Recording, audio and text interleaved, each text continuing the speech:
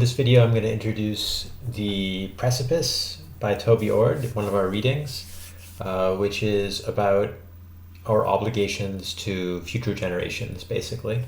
And this is from a popular book, so it's not like some of the articles we've read are like real academic hardcore, say philosophy or economics articles. This is framed in a much more conversational way, and I hope it's going to be kind of a fun read. So what I kind of want you to get out of it is to think about whether you buy Ord's argument. So if Ord is right, it implies that the way that most of us live is not the right way to live, and we should be living in a very different way, and we should be devoting a lot of our resources to very different things. So I'm not sure whether you'll agree with his argument. I'll be very interested to hear, but it's certainly very provocative.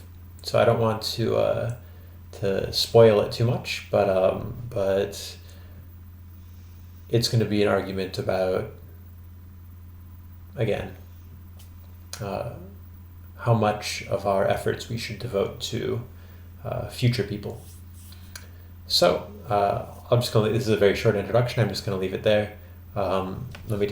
Maybe I'll just quickly show you. So as usual, I assigned a reading, and you can see it's 23 pages. But you can see the font is pretty big, and then the other thing about it is that I'm having you read this probably the first half, but then in the second half I cross out something. So I cross out a little bit here, so you can skip the part where he talks about how close the world came to nuclear war in the 1960s. And then I think there's a little section down here where he kind of goes into some arguments about what he's not arguing. So he says, oh, I'm not arguing this, I'm not arguing that. It's not so essential for us to understand that.